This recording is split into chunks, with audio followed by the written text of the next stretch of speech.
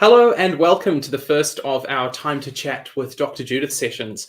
I'm really excited to be joined with Dr. Judith Mooring today to introduce ADHDEd, the new exciting service that we have, and discuss a little bit about the product. And yeah, Brilliant. We'd love to hear from you as well. So we're going to walk through a bit of the ADHDEd service, and then pop your questions for Dr. Judith in the chat box below, and we'll get to those in the second half of the stream.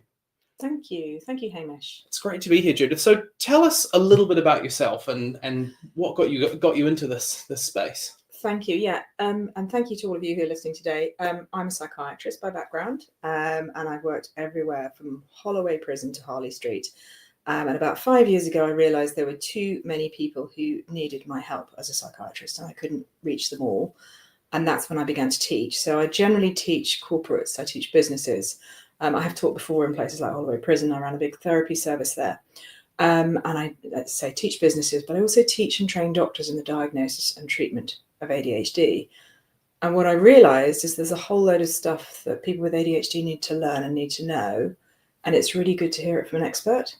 So that's where I thought, you know what, it would be good to run something specifically for adults with ADHD who want evidence-based education that will help them live a happier life and be less hard on themselves and find it easier either to get things done or make the decision not to do the thing altogether. I like that. Sometimes it can feel like there's like a constant sort of barrage of things to do, right? Yeah. Sometimes it's good to know when to just be like, actually, this is not on the priority list. Yeah, to go, this is a ball I could actually drop. Yeah. It's quite a good thing, isn't it? Yeah, no, it is. It is. Yeah. And I really like that evidence-based kind of clinical. I think there's a lot of noise, I would say, as someone who isn't, hasn't got a clinical background. There's a lot of noise out there about ADHD and buzzwords and things like that. But to have that evidence clinical basis is really interesting and exciting. Thank you. Yeah, no, it's easy to be overwhelmed as well by the amount of neuroscience there is. So even I have found it. There's a lot to learn. I bet. Yeah. And I think ADHD, so I mean, the mental health space, and as a clinical psychiatrist, you'll know this, there's so much you could cover off, you know. Yes. What was the thing that drew you to ADHD specifically? Well, this is where it all gets a bit personal, to be honest, Hamish. Personal. Yeah. I was seeing a client, it would have been in clinic a few years back, and the client came in for an ADHD assessment, and I did the assessment. I thought, oh, they haven't got ADHD. I think I have. Really? It was a real, the penny drops moment when you think, oh, okay, this is me. Awkward. Had to, stay professional. Yeah. It's always about the client. It's always about making sure their needs are met. Yeah. And in that case, there was something else going on. But for me, it was a big aha moment, big light bulb. I'm like, oh, so I'm reasonably successful. I'm managing to make my way through life. And I also have lots of areas that are causing me difficulty. Lots of areas at that stage as a working parent, running a business. I was busy, I was frazzled, I was stressed, I was burned out. And lots of things that I thought, hang on, this is ADHD. So it was a big aha moment.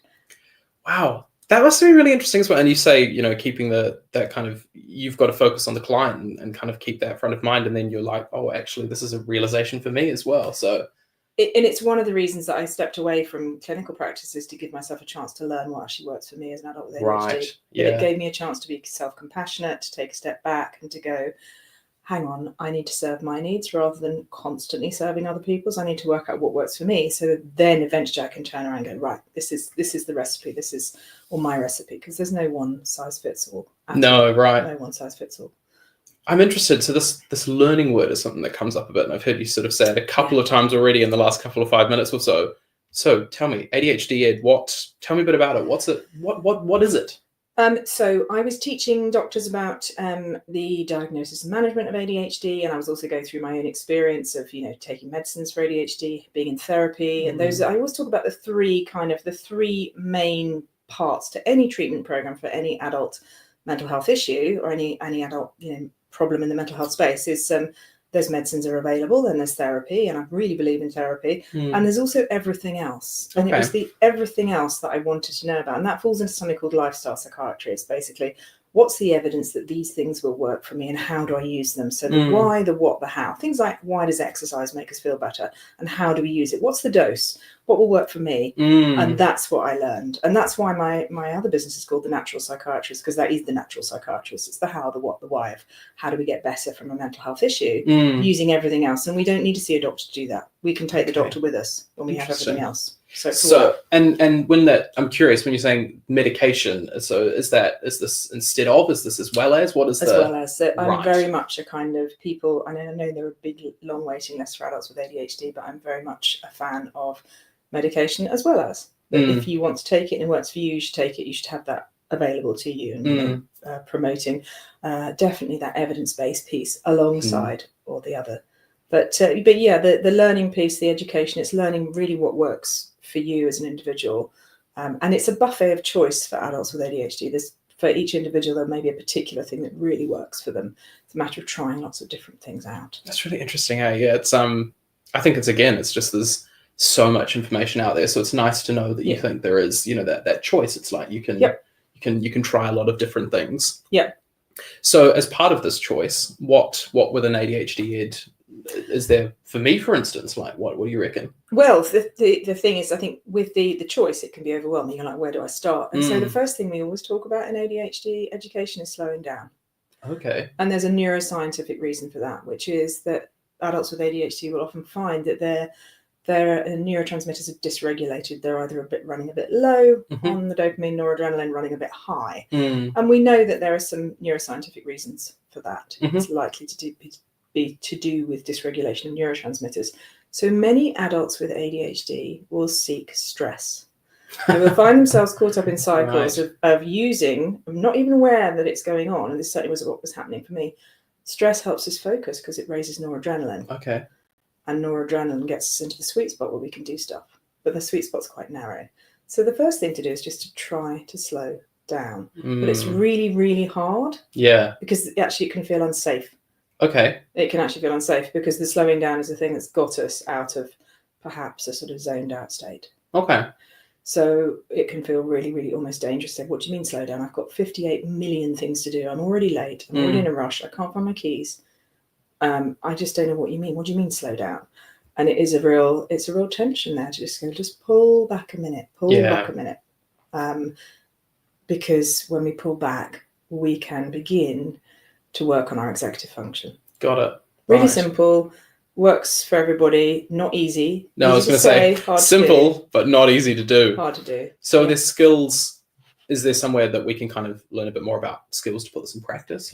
Yeah, so with the slowing down, I'm a great believer in the sort of simple mindfulness practices that we can do, ideally when we're moving. Okay. Yeah, mindfulness generally. Yeah, it doesn't make sense, does it?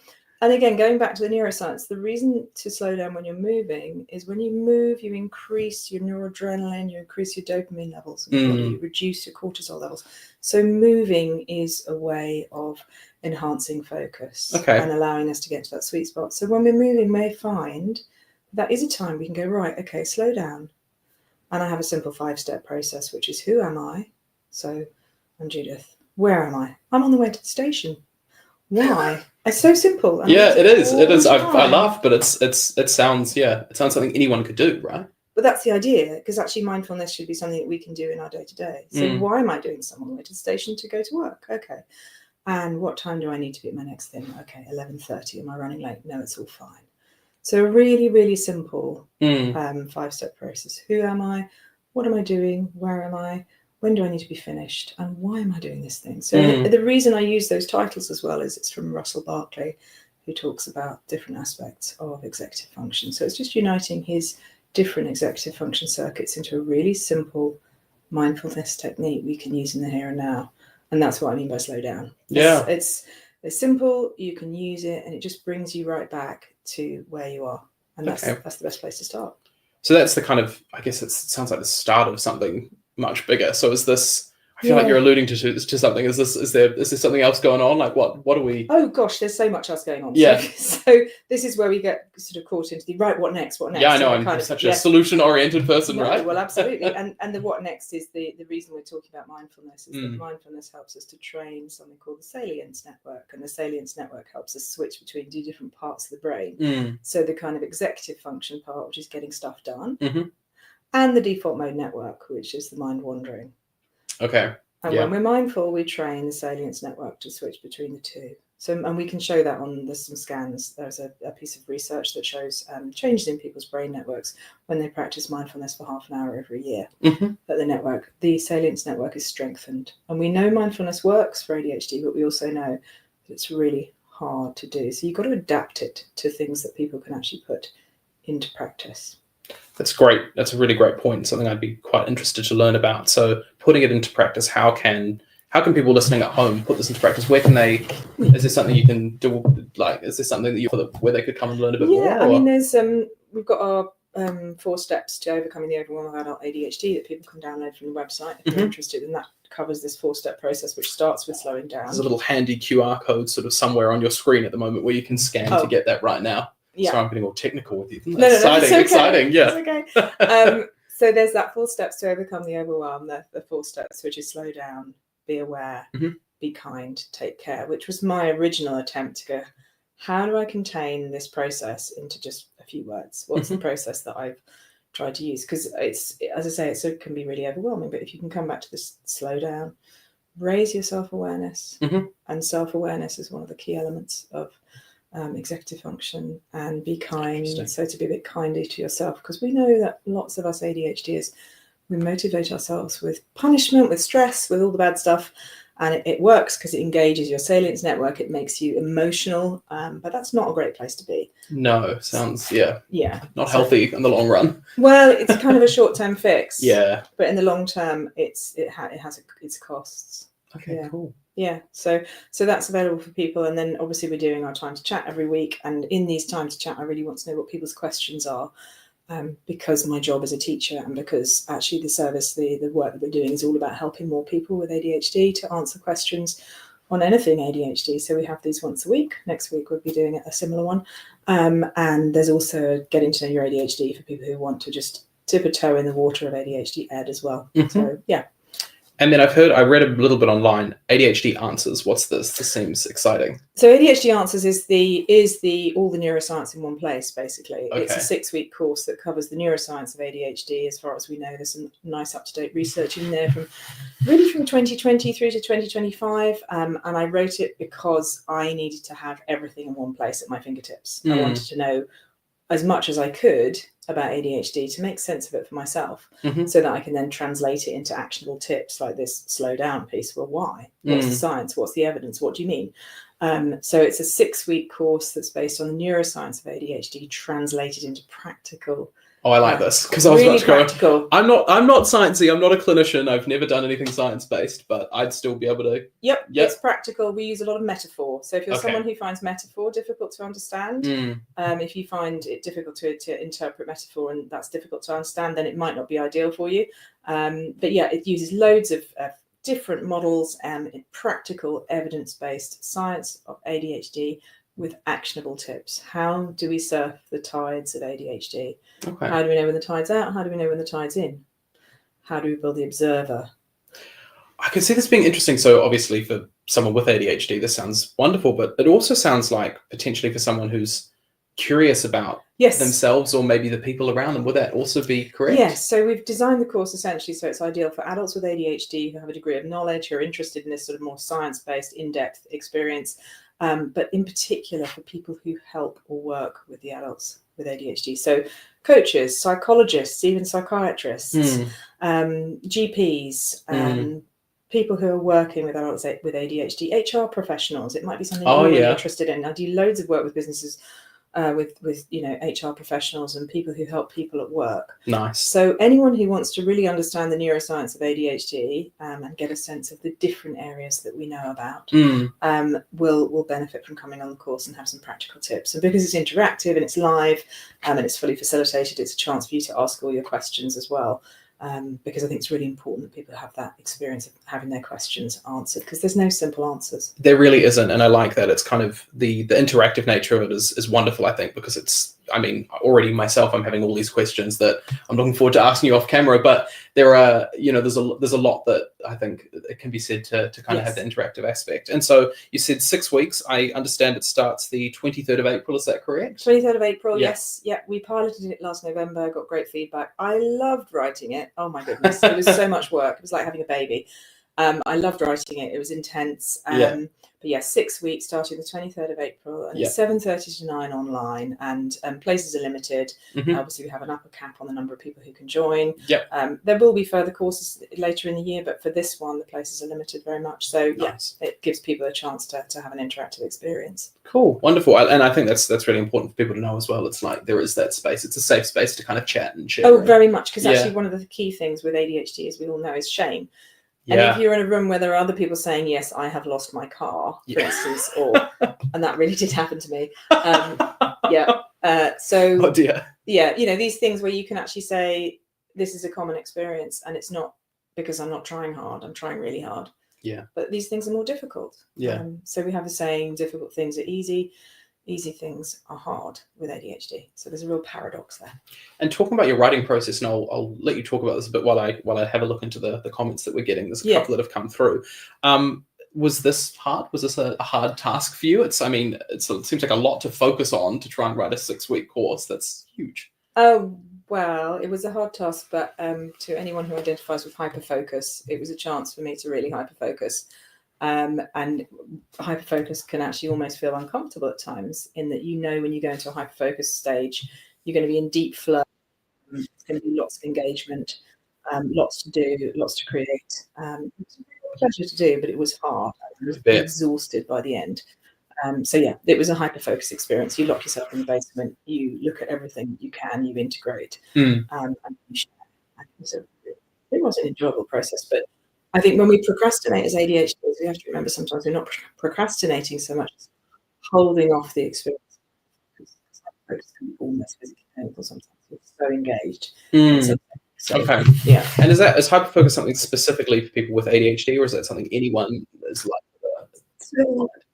It's generally quite specifically to do with ADHD. It is also similar to the flow states that people talk about. Yes. Called Mihaly Csikszentmihalyi, a positive psychologist, who talks about flow, and I think hyperfocus is quite similar to flow states, and some of the evidence suggests that it is. So other people may experience hyperfocus, definitely. Okay, nice. We've had a couple of questions come through. So just looking at this one, people are quite curious to know the difference, I guess, between ADHD and other either mental health or health conditions, so anxiety, menopause, things like that. Talk a little bit about that if you feel up to it. Oh yeah, no, totally. So that's a really great question. And when I'm teaching doctors about neurodiversity, what I explain is that neurodiversity, of which ADHD is just one element, one aspect, is almost like the soil in which other mental health conditions grow. So neurodiversity in and of itself isn't a mental health condition, although people can meet diagnostic criteria.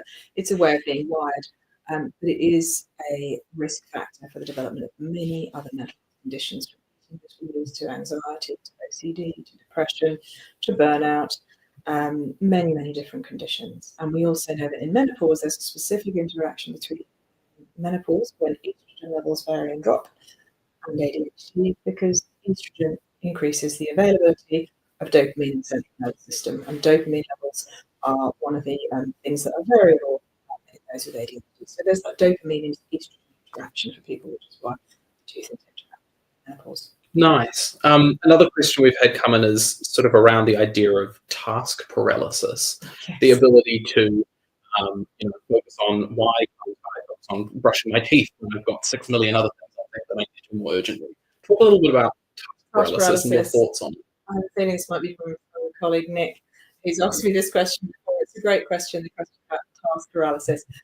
Task paralysis is very much to do with what I was saying. People with ADHD will find it easier to do something if they're stressed or emotional. So when something's on fire, we can attend to it. But until then, perhaps not. And that's because of this difficulty between different networks of the brain. The mind of one is where we're at. And what that means is that routine and boring tasks can be hard, like brushing your teeth, you can't see, you kind of feel aware, you've got to brush your teeth, get your shoes on before you leave the house. You know that, logically, you know you've got to do that, but it's not actually that urgent. Okay. We can only do it when it becomes urgent. I do deadlines fast, we're already running late, and suddenly burst of noise, and then you can. So that's one aspect of task paralysis. The other aspect of task paralysis is you put so many things on your plate so that you're overwhelmed, and then when you're overwhelmed, then you can get started. Okay. So there's a real sense of sometimes having things on your plate because we're overwhelmed too. It's a very interesting thing to do. And it feels like almost like the more overwhelm there is, and the more, it's kind of a cyclical. Yeah. You get caught up in loops of seeking and finding yourself in stressful situations and thinking, how did I get here again? It's entirely, somebody said to me, this entirely predictable crisis. It's like, you didn't do it deliberately. It's just a pattern that you adapted, that you've evolved. You're getting motivated. You're not doing it. You're not consciously doing this. It's just happening.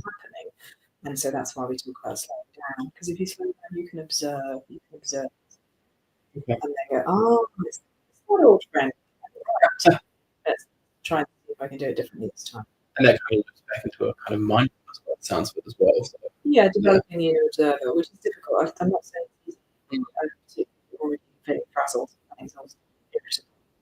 I don't make me slow down. I don't want to do that. That feels beautiful. Yeah. So, and I think part of that irritability or frustration sounds like what you kind of alluded to. There's long waiting lists seen by medical professionals, and obviously as yourself as a medical professional, it sounds like a really exciting way for someone who might be thinking, God, I've got a long time to wait. This is something that maybe did my time to start off with.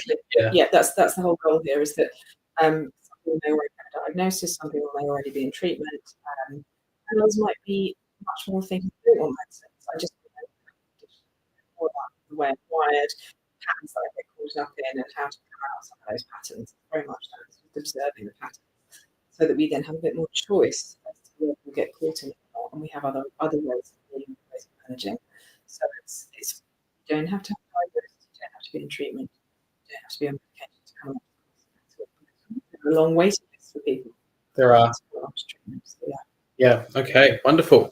And I think I've got just one last rather big question, I think, to close out the course. So I hope you're prepared. What is the big societal change around ADHD? What would be your dream goal, I guess, in that space? How make it bigger? Yeah, why not? So it's not just ADHD, it's actually mental health generally. It's that education is education, that we actually realise that good quality education from people with lived experience, from people with professional experience, from people who care for those and support those. Good evidence-based education is as powerful as education because it reduces shame, it reduces stigma, and it puts knowledge in the hands of people who need it at the time they need it. So you take the doctor with you if you have the right education, and that's a huge thing to have. It really is. Wonderful. Thanks so much, Dr. Judith, and let our viewers know what's next. Where can they go to learn a bit more about? Oh yes, so I'm having a website ADHDEd.co.uk. You can download the 4 steps to overcome the overwhelm there. And then next week we're having another time to chat with Dr. Judith, and we'll be talking about slowing down. We'll be talking about other aspects of ADHD, and we're going to be looking about nature connection, I think, next week. So that's good. And yes, we'll keep in touch, and you can join our community. So thank you. Yeah, thanks very much, Dr. Judith. And if you have any other questions that come up for viewers who may be watching this after the fact, pop them in the comments. We'll be monitoring you throughout the week, and then we can touch on them next week and next time chat session. But it's been wonderful to be sitting down with you today, and we look forward to seeing you next week. Thanks everyone.